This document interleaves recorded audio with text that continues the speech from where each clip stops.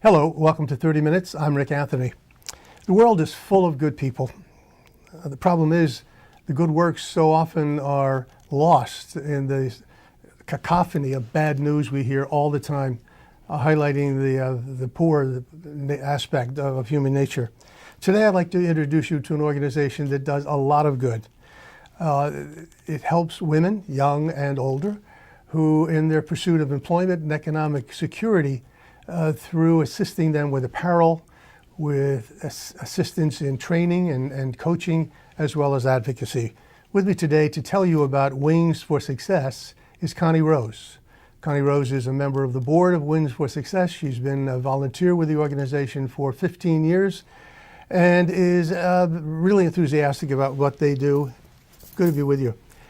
I learned about Wings for Success from a person at Villanova University. Mm-hmm. We were having dinner one night at a function, and she heard about Radnor Studio 21, and I guess she's a member of your marketing committee.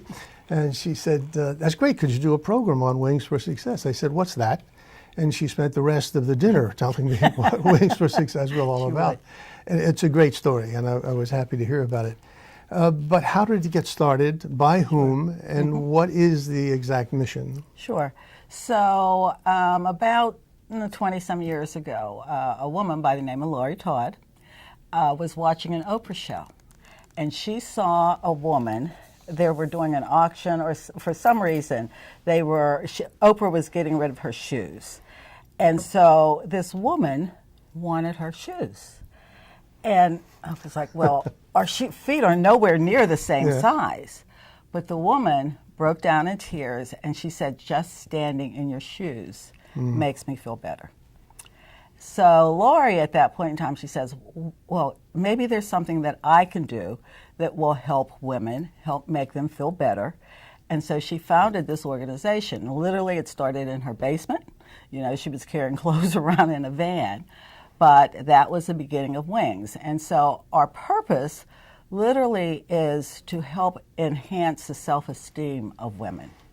So we know that when we look better, we do better, we feel better. Yes. So as women go to interview, when they go to try to get employment, they need that self-esteem, they need confidence.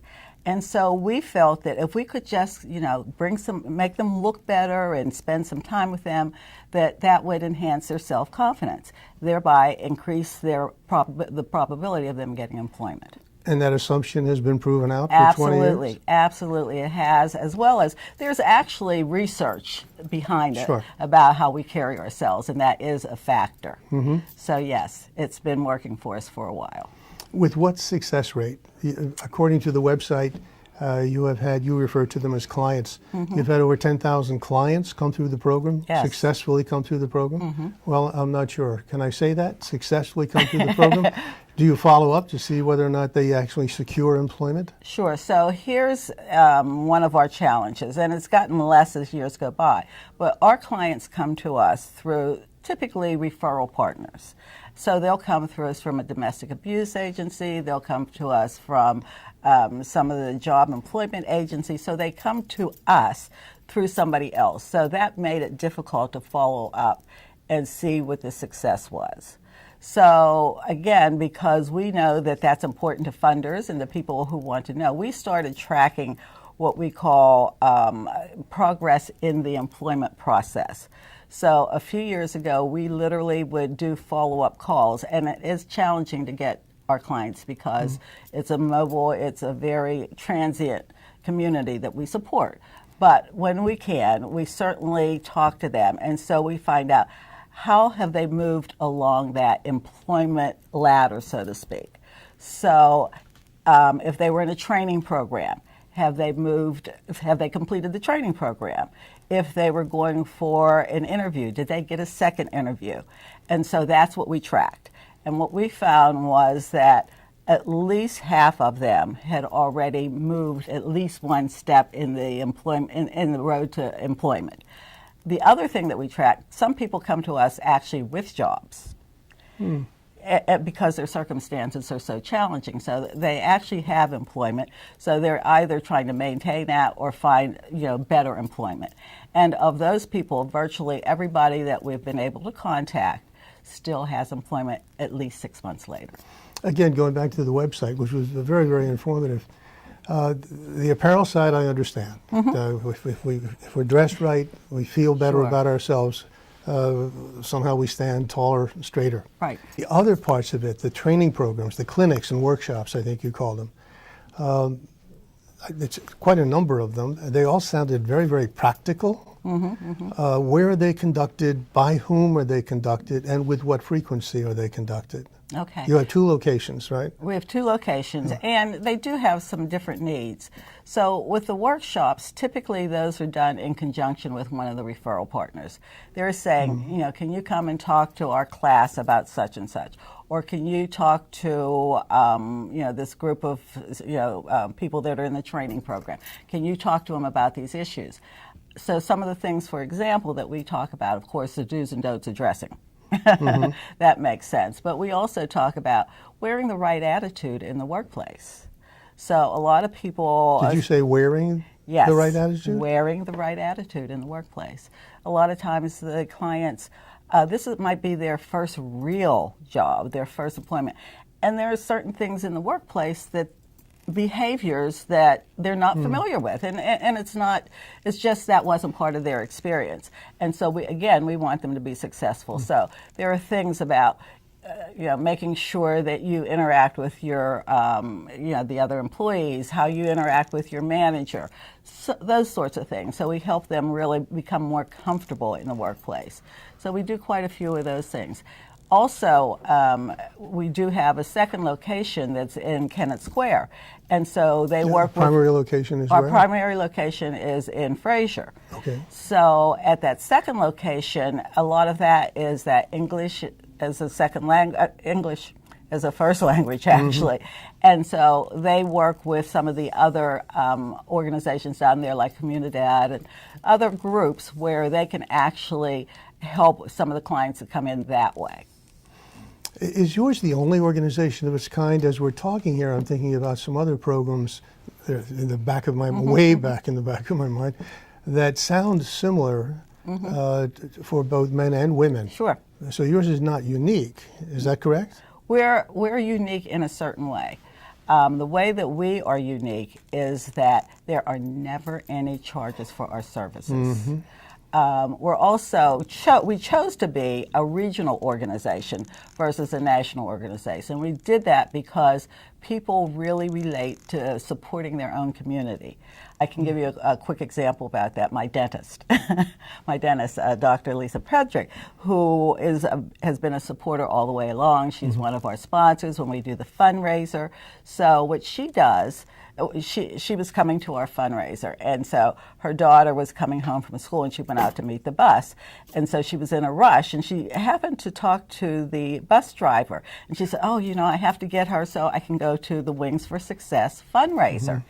And the woman said, they were so helpful to me. Yeah. She said, they literally provided clothing for me when I was looking for this job. So that's why we are unique. We're so unique because it really is something that you can see and touch in your own community. The third part of the stool is advocacy. So it's apparel, workshops, clinics, advice, counsel, and advocacy. What type of advocacy, at what level, and again, for what purpose? That's a new phase for us, and we're just starting to break that one. And really what we look at and what we're supporting or advocating so much is making sure that women get properly paid. So that's a concern Equal for us. pay for equal work. You got it. So Right. those are the sorts of things that we support. So because they're supporting families. 78% of the women that come through our program are single mothers. So they're responsible for a family. So we want to make sure that they have as much resources and as much support as they can to take care of their family. Connie, as I was reading the website and preparing for this, I wondered to myself, not unlike some other programs, does a client have to, what are the eligibility requirements, the criteria, but beyond that, assuming they make it through the first screen, do they have to make a commitment to the program, or a commitment to themselves, particularly if they're coming out of an addiction program, that they're going to be clean, they're going to do whatever is necessary to be clean. Do you provide additional support? Do you assign a coach or a navigator to them? Can you afford to do that? Unfortunately, that is beyond our mission, so to speak. But the commitment we really want is just for them to make sure that they do their best to improve their lives. I have to say, we really, the experience that we provide for our clients is they come into our offices, they spend probably an hour or more with an individual dresser who's going to be there just like, you and I are sitting here talking. They have someone one-on-one to talk to them. They have someone that's going to advise them. They sit down, they talk. What kind of work are you trying to get? What's that environment going to be like? So we really try to understand the work environment. So then we bring them close. We treat them like they're in a, high-end boutique. And so we will bring the clothes. We'll tell them, yes, this looks lovely on you. No, I think that's a little bit too tight. That wouldn't be appropriate for the workplace. So we educate them. We spend that time talking with them, really giving them some really devoted one-on-one time, which most of them are missing. Sure. They have kids, they have work. Special attention. So it absolutely is. Sure. It gives them that amount of time. Do I pass the test? I think you look pretty good there. You might get hired. You might get hired. I think it goes beyond the clothes. But yeah, that's really and truly, we don't expect anything from them except for them to be really engaged. Now, of course, they come from these other programs, and the other programs do have certain requirements.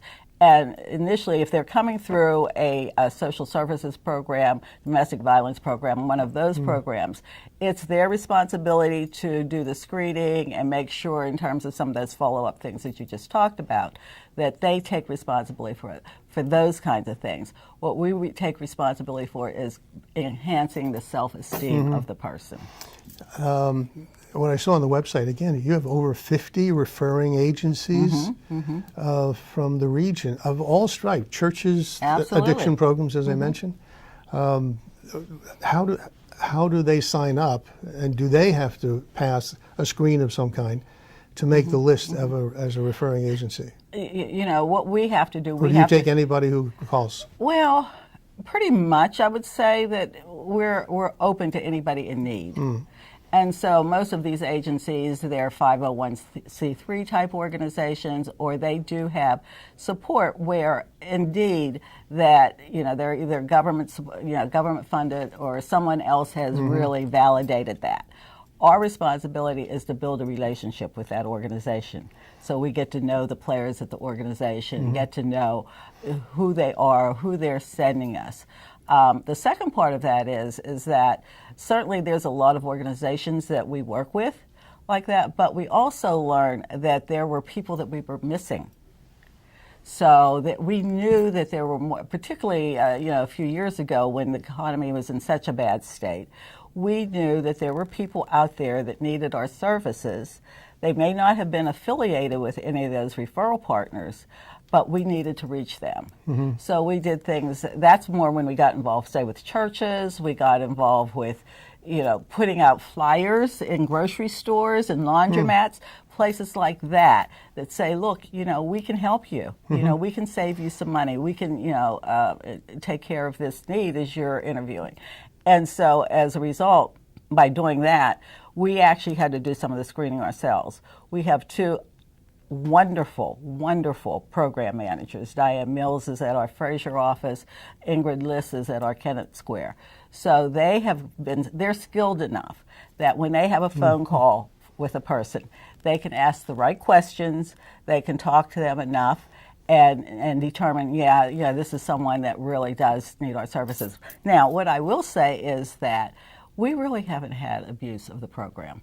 And that's what getting the screening is about. Sure. We have not had abuse. Occasionally somebody might come through, and we have baskets as you come into our office, and these baskets literally are filled with clothing in different sizes. And those are things that are not work appropriate. So when our donors give us things, our donors will give us anything from you really wouldn't want to know some of the things that have come through our office. But they'll give us things like Not shorts. for family television. No, shorts or, Yes. things that just really aren't work appropriate. Or of our standards, because we do have high standards. Again, when you want a person to feel good, you want to make sure that things, are clean and that they're pressed and they're really in good shape. So if they don't meet the standards, we put them in the baskets and we tell people, you know what, if you want it, you can have it. So they just go through there. So sometimes people will get a little greedy there. But in general, our program does not have abuse. Do you find that in some instances you're working with the head of the household, a mother, and perhaps one of her children who are of working age? So you're working with two of them in the same family? It's happened Really? quite frequently. In fact, I can remember one situation a number of years ago. A woman showed up, she walked in, and she had this great big butterfly tattoo. It was kind of interesting because, our symbol is this butterfly. Yes. So she walks in, she has this, huge butterfly tattooed on her chest. Like, okay. So you gave her a blouse buttoned up to here? But her mother was with her. But the whole thing, the woman had to go to make a court appearance. And so the mother had known about the program, and so she's the one that brought the daughter. And yes, we did put on an outfit that covered the butterfly. And when she left our offices, she looked, very conservative, very presentable, and was in great shape to go and, face the court and the judges and move on to the next phase of her life. Now, what I will say is the daughter actually, once we did that, she was okay with her new look. Really? Yeah. Okay, we won't even go there. Right. On the website, there are half a dozen or so testimonials. But in your 15 years there, and each of your colleagues who've worked so hard there for so long, you must have your own stories that are memorable. Well, obviously that was one. Of course. But others that really stand out. Yeah. In your 15 years there, is there one single client, one single set of circumstances that really stand out as a success? And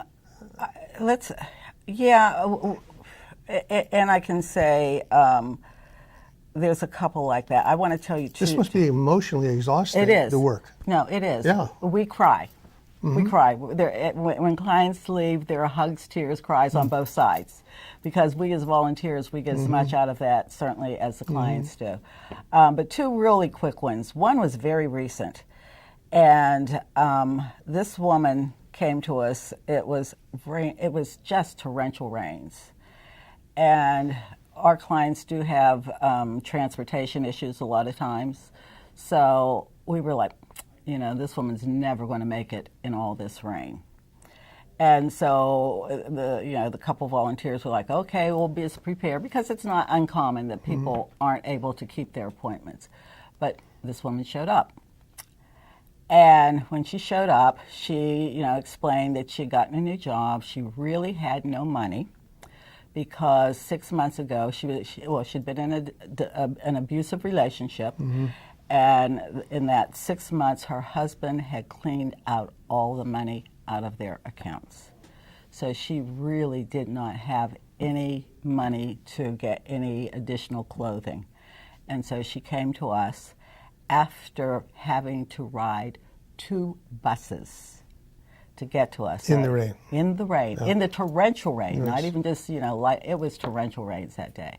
So not only, I think she had 3 children. One was 11, one was like 17, the other one was in her 20s. So this was not a young woman that was actually having to go through this. So the daughter that was in her 20s, she shared with us that daughter was in Michigan at the time, and her fiance was in the hospital with liver problems, challenging problems. His organs were shutting down. And literally, while she was with us, she got a call from her daughter in tears because her fiance did not make it. And so this woman, the volunteers were like, brokenhearted and everything. So we make sure that she has not only clothing for herself, but to make sure that this other situation Yes. was. And so for days, and still, as you can tell, it still concerns me. But it was so impressive about her stamina and her determination that she was going to do something to get herself out of this situation. And she was there, and she was committed. And as far as us, that was our purpose. That's why we're there. That's a win. Yeah. You can't do this good work without money. Sure. Where does the money come from? And are there folks who can help you with your work by making a donation, writing a check? Oh, absolutely. And how do they do that? Is there a website? Absolutely. You're a marketer. Sell it. There we go. There are so many ways. And yes, our website makes it very easy for anyone to make a contribution to the organization, and all of it is appreciated. And that is www.wingsforsuccess.org. .org, and that, of course, is important to remember. So, we're on Facebook, we're on Twitter, we're on Instagram, so we're out there. So you can find us, and any way that you can find us, there's a link that will allow anybody to make a donation. And the Amazon Smile program that I noticed. Yes, that one's new for us, so we're interested in that one. So anybody that's listening to us today or hears our voices, it's so easy, because is there anybody in the world that doesn't shop at Amazon? That's true. So all you have to do is go to Amazon. Yes, there is. This is my wife. Really? Yes, because she's a QVC addict. Oh, okay. Well, one does not necessarily preclude, but yeah, I can understand that. Who, an organization that's been very supportive of us. With their clothing, of yes, course. Yeah. absolutely. I mean, they used to, particularly when they were still, their warehouses were right there in Westchester. Yes. Probably once or twice a year, they would let us go, and we'd call it dumpster dive for clothing. You get first choice. Yeah. So there you go. So if folks want to donate money, that's wonderful. But if they have clothing they'd like to donate as well? Sure. Clothing is an interesting, sort of a dilemma for us, because we do get wonderful, wonderful clothing donations. The challenge comes is that so many of our donors are, an average size, so 6, 8, 10, 12.